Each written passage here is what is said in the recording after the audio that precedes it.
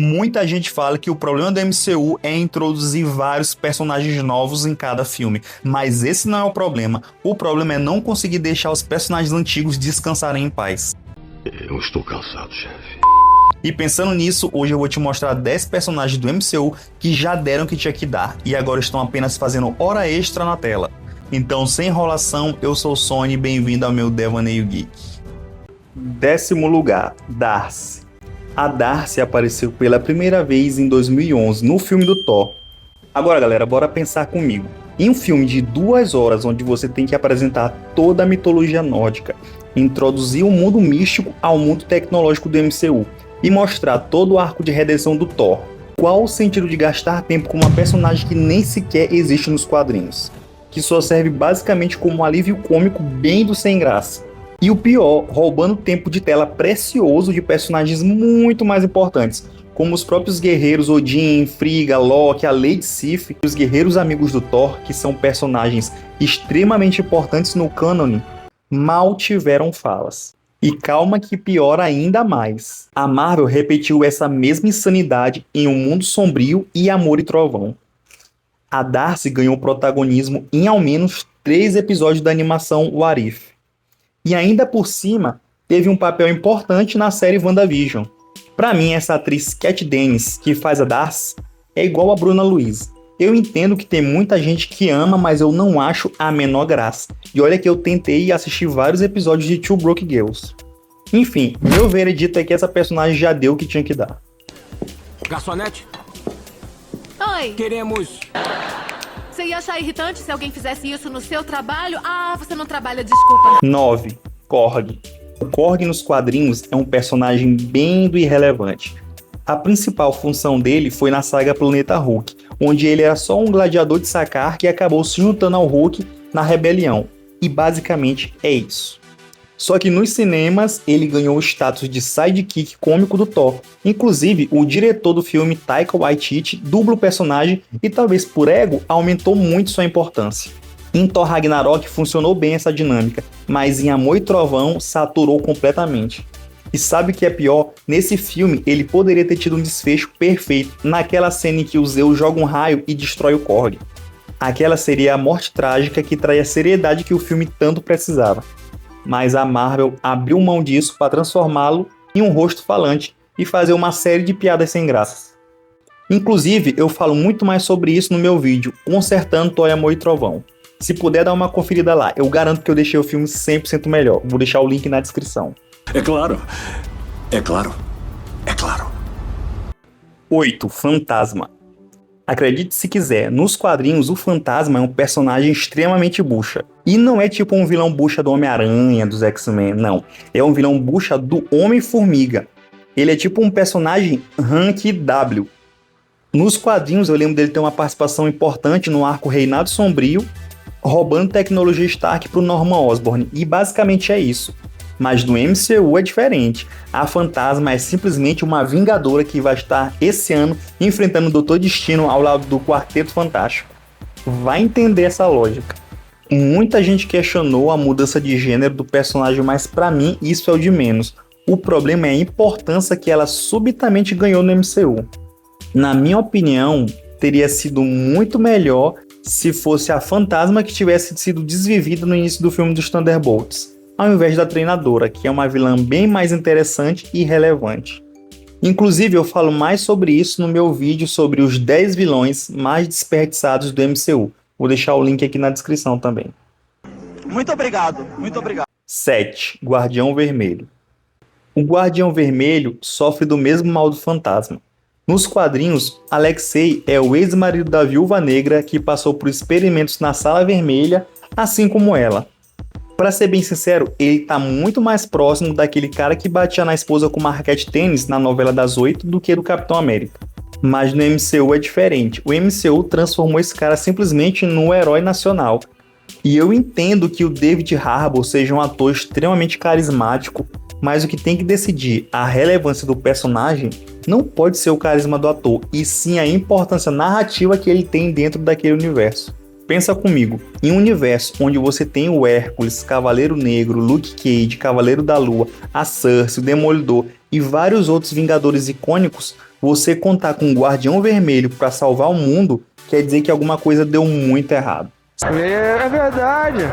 6. Valkyria. A Valkyria dos quadrinhos é uma personagem extremamente importante, não só nos quadrinhos como na própria mitologia nórdica. Porém, o caso dela é parecido com o do Guardião Vermelho. O carisma do ator faz um personagem ganhar mais relevância do que deveria. O arco dela se encerrou em Ragnarok. Porém, a Marvel forçou sua permanência em Thor, Amor e Trovão em um arco narrativo fraco, transformando ela na Rei de Nova Asgard, e até sugeriu um romance forçado entre ela e a Capitã Marvel. Inclusive, nesse filme tem uma das coisas mais contraditórias do MCU. Nesse filme tem literalmente uma cena onde a Valkyria informa que a coisa mais honrada para um guerreiro asgardiano é morrer no campo de batalha, porque aquilo garante sua ida para Valhalla. 10 minutos depois, Valkyria é ferida em uma batalha e ao invés de eles darem uma morte decente e honrada para a personagem, decidiram apenas dizer que ela se machucou e não vai participar da batalha final porque está com medo de morrer.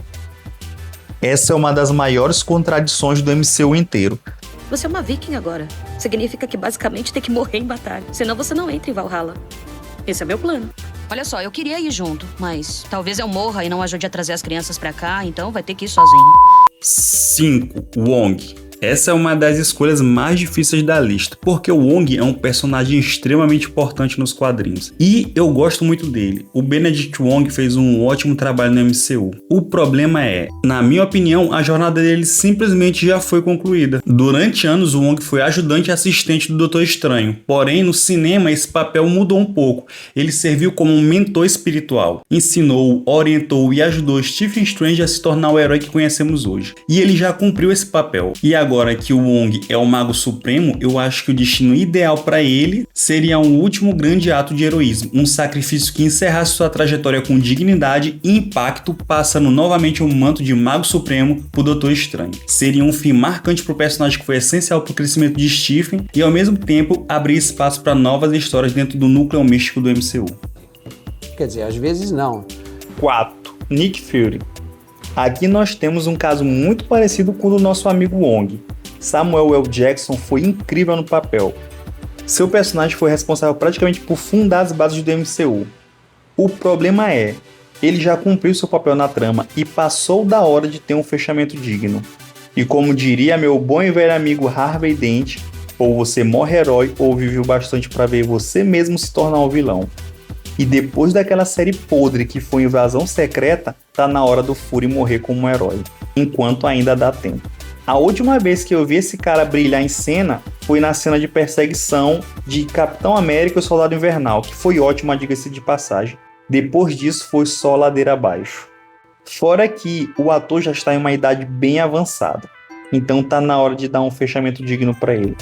Se alguém da Marvel estiver assistindo, uma sugestão, tá? Não ia ser épico se no fim da vida do Nick Fury ele recebesse um olho de um vigia e se tornasse um observador eterno do universo? Ia ser um fim perfeito, digno e poético pro maior espião do mundo. Eu estou cansado, chefe. E a medalha de bronze de personagem que mais já deu o que tinha que dar vai para você que está assistindo o vídeo até agora e não se inscreveu nem deu like. Então, por favor, já corre aí, garante sua inscrição e dá o like. 3. Helena Belov. Eu sei que ela é a mais nova queridinha do MCU, mas se a gente for olhar para as HQs, essa relevância massiva que deram para ela não faz o menor sentido. Nos quadrinhos, a Helena sempre foi uma vilã bem secundária e amargurada. Enquanto no MCU ela é a nova líder dos Novos Vingadores, nas HQs é bem diferente. Na fase do Brian Michael Bendis, por exemplo, a participação dela é mínima. Ela aparece como uma ameaça genérica logo no começo e some. E é basicamente isso. Só que no cinema, a Helena virou o verdadeiro avatar de todos os defeitos que eu critiquei até agora nesse vídeo. Olha só, ela rouba a vaga de heróis muito mais importantes que deveriam estar no topo, foi jogada em uma equipe de destaque sem nenhum sentido narrativo real, e a fama da atriz Florence Pugh, que é uma ótima atriz, diga-se de passagem, mas superou completamente a importância da própria personagem na história. A Marvel inflou uma coadjuvante esquecível das HQs para tentar criar sua nova Viúva Negra. É claro. 2. MJ. Uma das coisas mais legais do Homem-Aranha nos quadrinhos, principalmente na fase ali do início, onde era escrito por Steve Ditko e Stan Lee, é que ele sempre evoluía como uma pessoa normal. Ele mudava de fase, mudava de amores. No colégio ele teve a Liz Allen, quando entrou no Clarim ele se apaixonou pela Betty Brant. Na faculdade ele conheceu a Gwen, que inclusive o sacrifício mudou a história das HQs para sempre. Até que ele cresceu, amadureceu e finalmente conheceu a Mary Jane e os dois se casaram. O Homem-Aranha não é igual ao Superman, que está preso eternamente à figura da Lois Lane. Ele muda e o ciclo da MJ no MCU fechou perfeitamente no final de Sem Volta para Casa, com aquela morte simbólica onde o Peter abre mão das memórias dele para priorizar a segurança dos outros e provar que ele foca mais em salvar a vida das pessoas do que em si mesmo. Foi um sacrifício maravilhoso. Por isso, ver a MJ de volta no trailer do filme Homem-Aranha Um Novo Dia parece meio que um regresso total. Ele joga por terra todo o impacto dramático daquela decisão dolorosa e faz o sacrifício dele parecer em vão. Tira o peso de toda a história. O cinema deveria respeitar a lógica da vida. Quando você sai do colégio e vai para a faculdade, você conhece uma nova galera e o seu elenco de amigos muda. Era a chance perfeita do MCU manter essa lógica e introduzir personagens clássicos dessa fase, como Harry Osborn, a Gwen Stacy, o Randy Roberts, enfim. E deixar a MJ descansar em paz. Mas infelizmente, na Marvel atual, a fama da atriz se tornou muito mais importante que a coerência da história. A Zendaya é gigantesca e o estúdio preferiu o marketing de ter o nome dela na tela do que respeitar a jornada do herói. Deu por nós! Loki. Loki começou em 2011 como um vilão do primeiro filme do Thor e foi um dos mais marcantes da fase 1 da Marvel. Depois ele foi promovido a antagonista principal do filme Os Vingadores em 2012, o que foi uma homenagem perfeita à primeira HQ dos Vingadores de 1963, onde o Loki é a causa da união dos heróis pela primeira vez. O problema é que o carisma do ator fez a Marvel tentar enfiar o personagem goela abaixo da gente. Em todo o filme ele tinha que estar. Inclusive ele teve uma morte falsa no primeiro filme, uma morte falsa em Thor, Um Mundo Sombrio, tornando esse plot previsível e chato. O arco dele foi melhorar em Thor Ragnarok, onde ele meio que virou um anti-herói e teve todo um arco ao lado do seu irmão, o que evoluiu bastante o personagem até. Tudo isso culminando em Guerra Infinita, onde ele teve o fechamento perfeito, sendo morto pelas mãos do Thanos. Ali ele se sacrificou para salvar o mundo, mostrando que ele não era apenas um vilão egoísta. Era um arco de redenção perfeito que deveria ter acabado ali, independentemente do carisma do ator. Mas a covardia da Marvel falou mais alto. Eles inventaram uma cena altamente desconexa em Ultimato dele roubando o Tesseract, só para abrir uma margem para uma série que, sinceramente, é uma das mais superestimadas do MCU. Eu sei que muita gente ama e elogia a série do Loki, mas a narrativa é extremamente fraca e cheia de furos. Eles apresentam a AVT como uma organização universal capaz de controlar todo o universo. Ou melhor, todo o multiverso. Logo no primeiro episódio, eles mostram as joias do infinito, guardadas em gavetas como se fossem meros pesos de papel, tentando provar que aquela agência é a coisa mais poderosa do universo. Mas ao longo da série, a gente simplesmente não consegue acreditar nessa mentira. Por que todo mundo ali é humano? Por que tem tão poucos funcionários? A AVT nunca passou 10% da escala multiversal que ela prometeu, e no fim das contas parecia muito mais uma empresa cheia de contadores entediados do que um órgão capaz de controlar as linhas temporais do universo. O agente Mobius, por exemplo, era um humano que vendia jet ski. Quem que vai acreditar que esse cara é mais imponente que o Thanos? A verdade é que a melhor coisa dessa série é a estética visual meio inspirada nos filmes do Wes Anderson. E o pior, o Loki é capturado. Em questão de 2 dias ele vira quase o chefe e conselheiro principal de toda a organização. Não faz o menor sentido. E agora, novamente, Loki vai voltar como peça central nos próximos filmes dos Vingadores. Cara, esse Loki podia ser interpretado pelo ator mais incrível do mundo, mas já encheu o saco, já deu o que tinha que dar, ele só tem que sumir. Só que dessa vez não é pra ele voltar pra mais uma 1000ª morte falsa, é pra ser de vez. Bom, agora é com vocês.